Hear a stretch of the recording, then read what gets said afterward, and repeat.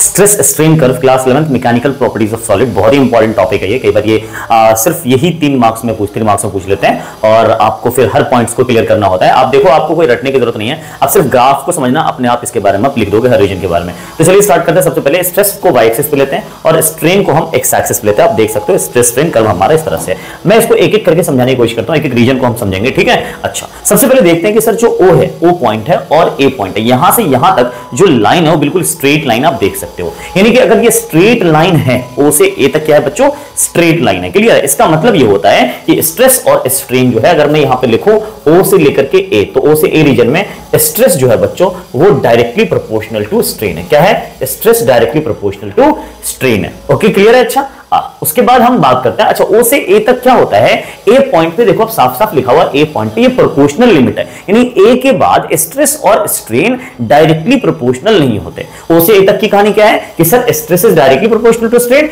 ए जो पॉइंट ए है वो क्या है, ए क्या है, ये प्रोपोर्शनल लिमिट कहते हैं। इसको क्या बोलते हैं बच्चों? प्रोपोर्शनल क्या बोलते हैं? लिमिट बोलते हैं। इसके बाद स्ट्रेस और स्ट्रेन डायरेक्टली प्रोपोर्शनल नहीं हो पाते। क्लियर इतनी बात? अच्छा, लेकिन एक चीज और है यहां से समझने की बात, से ओ से ए तक क्या है कि सपोज स्प्रिंग है कोई, तो स्प्रिंग को जैसे आपने खींचा, तो जितना खींचा उतना खींचा, स्ट्रेस जितना दिया आपने उतना स्ट्रेन आया, ठीक है। लेकिन हमने उस पर डिफॉर्मिंग फोर्स जब हमने रिमूव किया तो वापस वो अपने ओरिजिनल पोजीशन पर आ जाता है। ऐसी और स्ट्रेस दिया और उससे ज्यादा स्ट्रेस दिया हमने सपोज, तो वापस से छोड़ने पे, डिफॉर्मिंग फोर्स हटाने पे, लाइट फोर्स हटाने पे वापस से अपने शेप में आ गया, ठीक है। और उसमें और ज्यादा स्ट्रेस दिया, फिर से हमने डिफॉर्मिंग फोर्स हटाया तो ये अपने ओरिजिनल पोजीशन में आ गया। ये ओ से ए तक, ये जो इसको कहते हैं इलास्टिक लिमिट, ये इलास्टिक बिहेवियर भी रहता है। यानी ओ से ए तक बॉडी इलास्टिक बिहेवियर भी दिखा रही है और साथ में स्ट्रेस और स्ट्रेन डायरेक्टली प्रोपोर्शनल भी है।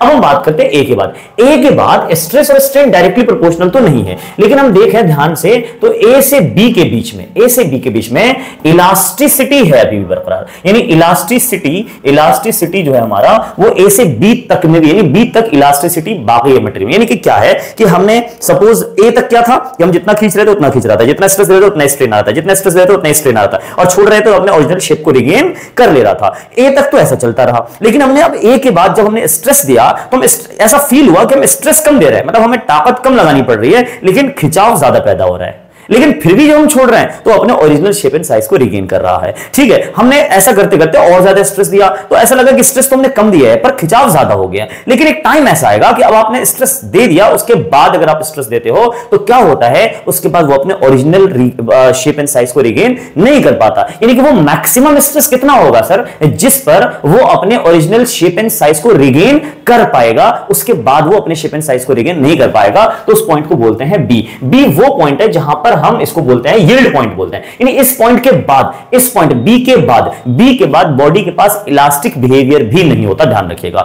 यानी सर इलास्टिक बिहेवियर की बात करें तो ओ से बी तक इलास्टिक बिहेवियर है, लेकिन हुक्स लॉ कहां से कहां तक ओ भी हो रहा है। यानी स्ट्रेस और स्ट्रेन डायरेक्टली प्रोपोर्शनल कहां से कहां तक है, ओ से ए तक, लेकिन इलास्टिसिटी की प्रॉपर्टी ओ से बी तक है ना सर, ओ से बी तक जो है वो इलास्टिसिटी की प्रॉपर्टी है बॉडी के अंदर। अब सर बी के बाद, तो बी को हम क्या बोलेंगे बच्चों, बताओ बी पॉइंट क्या है। बी पॉइंट को हम देखो यहां पे लिखा हुआ है इलास्टिक लिमिट या फिर यील्ड पॉइंट भी बोलते हैं, इलास्टिक लिमिट या फिर यील्ड पॉइंट बोलते हैं। आपको आई थिंक इतना क्लियर हो गया होगा कि बी पे क्या चल रहा है, ए बी क्या है, ठीक है। अच्छा, बी तक बॉडी के अंदर इलास्टिक बिहेवियर था।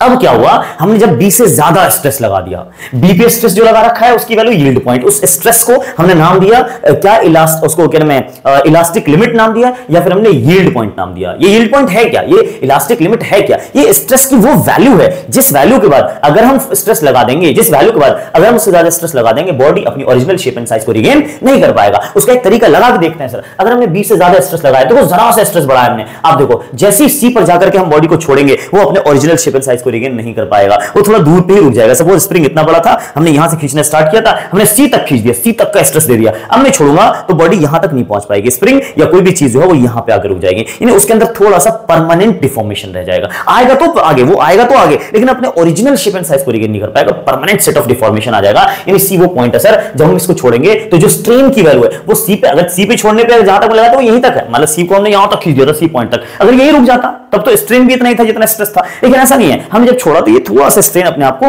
बरकरार रखा, यानी कि सी की जो वैल्यू है, देखो यहां से लाइन गई हुई है और ये लाइन जाके यहां मिली है, मतलब स्ट्रेन उसके अंदर थोड़ा सा बाकी रह गया। इसको बोलते हैं परमानेंट डिफॉर्मेशन, पता है आपको, इसी को बोलते हैं परमानेंट डिफॉर्मेशन, या इसी को हम प्लास्टिक डिफॉर्मेशन भी कहते हैं। यानी बॉडी अपने ओरिजिनल शेप एंड साइज को रिगेन नहीं कर पा रहा है। तो हम इसका मतलब जो सी पॉइंट है सर, अगर हम बात करें सी पॉइंट, वो सी पॉइंट क्या है? सी पॉइंट वो पॉइंट है जहां पर बॉडी परमानेंट स्टेट ऑफ, जो सी पॉइंट है वो क्या होता है? सी पर क्या होता है? परमानेंट डिफॉर्मेशन हो गया सर। सी पर क्या हुआ? सी वाले स्ट्रेस पर परमानेंट डिफॉर्मेशन आ गया सर बॉडी के अंदर। क्लियर है? तो सी वाला पॉइंट भी क्लियर हो गया। ओके, अच्छा अब हम बात करते हैं कि सी के बाद क्या होगा। देखो सी के बाद बहुत ही इंटरेस्टिंग चीज नजर आएगी। सी के बाद जब हम बॉडी को खींचेंगे, ठीक है, तो हम स्ट्रेस बहुत कम लगाएंगे, स्ट्रेन कुछ ज्यादा हो जाएगा, स्ट्रेस कम लगाएंगे, स्ट्रेन कुछ ज्यादा हो जाएगा, राइट। ऐसा करते करते एक पॉइंट आएगा जब हम डी, यानी कि उस कोई भी चीज, कोई भी वायर हो, कोई भी स्प्रिंग हो, उसमें हम मैक्सिमम कोई तो स्ट्रेस लगा सकते हैं ना, जिसके बाद वो स्ट्रेस झेल नहीं सकता। तो पता है उस स्ट्रेस को, यानी कि हमने इस पे स्ट्रेस लगाना शुरू किया, क्या क्या सी को भी क्रॉस कर दिया हमने, अब उसी के बाद भी हमने और स्ट्रेस लगाया।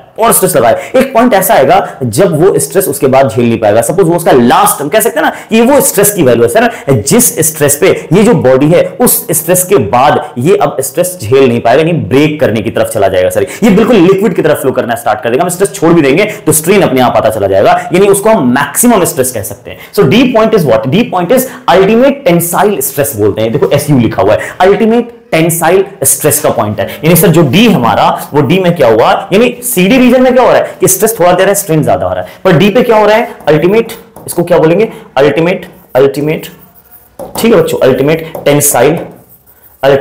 टेंसाइल स्ट्रेंथ इसको बोलते हैं। किसी बॉडी की अल्टीमेट टेंसाइल स्ट्रेंथ जो होती है वो उतनी, इससे ज्यादा हर चीज, हर बॉडी, स्टील हो, रबर हो, कोई भी चीज हो, उसके अंदर अल्टीमेट टेंसाइल स्ट्रेंथ सब में एक फिक्स्ड होती है। वो मैक्सिमम स्ट्रेस होता है जो बॉडी अपने अंदर सस्टेन कर पाती है, झेल पाती है। क्लियर? ओके, अच्छा, बियर कर पाती है। अच्छा अब हम बात करते हैं सर डी के बाद। तो डी तो हो गया सर सबसे ज्यादा स्ट्रेस की वैल्यू, इसी को हम नॉर्मली क्या बोलते हैं? अल्टीमेट टेंसाइल स्ट्रेस बोलते हैं, टेंसाइल स्ट्रेंथ बोलते हैं। अच्छा अब डी के बाद क्या हुआ? देखो आप स्ट्रेस की वैल्यू हम धीरे धीरे कम कर रहे हैं, स्ट्रेस कम कर रहे हैं, पर स्ट्रेन अपने आप होता जा रहा है। यानी कि डी के बाद वो सिचुएशन आ जाती है कि वायर को अगर हम खींचना स्टार्ट करते हैं, किसी वायर को अगर हम खींचना स्टार्ट और डी क्रॉस हो गया है, तो पता है क्या होगा? ये वायर एकदम लिक्विड की तरफ फ्लो करना स्टार्ट करेगा, एकदम लिक्विड की तरफ फ्लो करना स्टार्ट करेगा, पता है आपको। और एक पॉइंट ऐसा आएगा कि फ्लो करते करते करते करते वो टूट जाएगा। तो वो टूटने का जो पॉइंट है वो ई है बच्चों।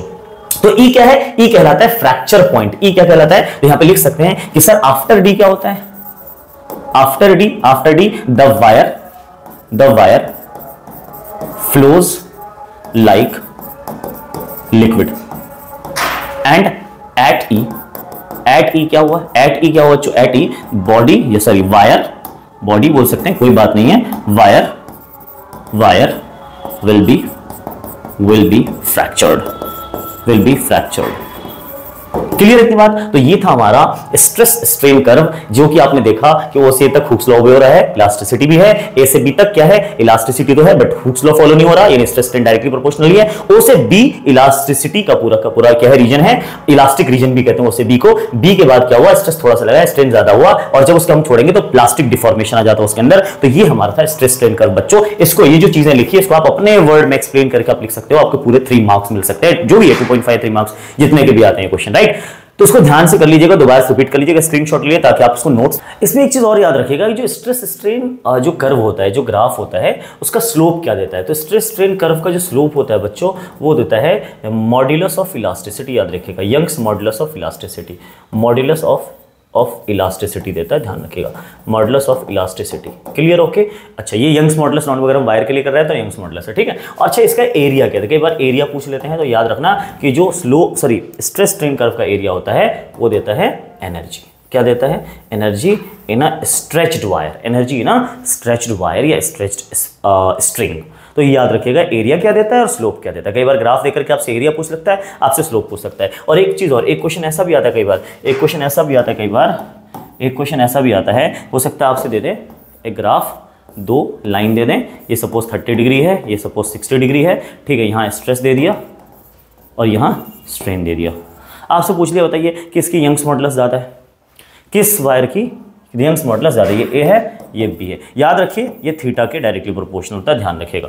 थीटा के क्या होता है? डायरेक्टली प्रोपोर्शनल होता है। तो थीटा जिसका ज़्यादा होगा, थीटा जिसका स्लोप क्या होता है बताओ ना, स्लोप क्या देता है, यंग्स मॉडुलस ऑफ इलास्टिसिटी। और एंगल स्लोप, ये जो एंगल है एंगल भी स्लोप बताता है, तो जिसका स्लोप ज्यादा है, जिसका एंगल ज्यादा, उसका ही मॉडुलस ऑफ इलास्टिसिटी ज्यादा होगा, जिसका एंगल, तो एंगल किसका 60 डिग्री यानी बी का Young's modulus, B is greater than Y A या gamma A, B is greater than gamma A. तो इस तरह से आप चाहो तो लिख सकते हो, या कि कई बार ये क्वेश्चन इस तरह के आ जाते हैं। कई बार हो जाता है, क्या पता है आपको, कई बार क्या देते हैं, कई बार आपको देते हैं कि गामा बी और गामा ए में रिलेशन बताइए, रिलेशन, कोई बात नहीं, तो क्या करना आप इस केस में गामा बी यूज कर लेना इसके लिए tan 60, गामा बी के लिए कितना tan 60 डिग्री, और गामा ए के लिए यूज कर लीजिएगा tan 30 डिग्री, tan 30 डिग्री।